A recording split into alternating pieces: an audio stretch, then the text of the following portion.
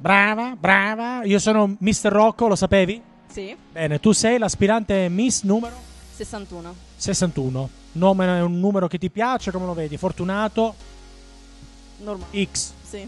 Se tu ti chiami Caterina Dazzi, Caterina. Allora, Caterina molto giovane, vero?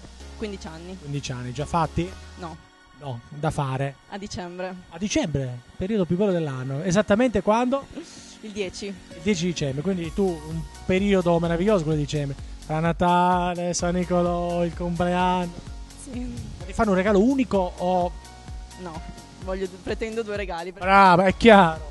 non sarebbe giusto. 2, anche 3. No, Allora, senti, allora, 15 anni, studentessa.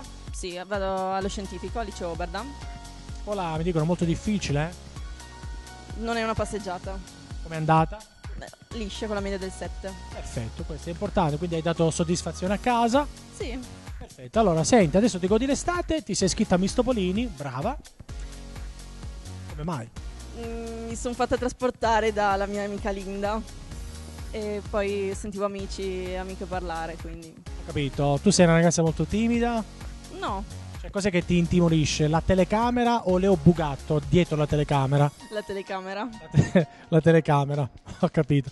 Senti, parliamo invece un po' di te, va bene? Qual è il tuo sogno nel cassetto? Cosa sogni una ragazza così giovane di 15 anni? I sogni sono gratuiti, quindi possiamo dire quello che vogliamo. Sogna quello che vuoi.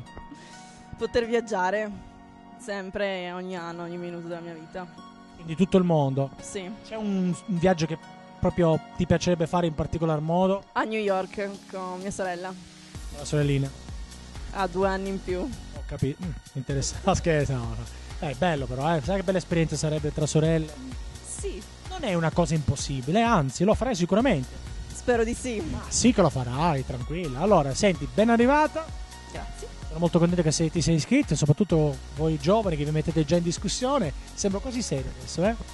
Sì. Allora, adesso quella telecamera puoi dire e salutare chi vuoi. Pronta? Pronta? Vai. Saluto Linda, la mia migliore amica che mi ha accompagnato oggi. Saluto mia sorella che non smette un secondo di fotografarmi e i miei genitori. A te un grande in bocca al lupo. Crepi. Ciao. Ciao.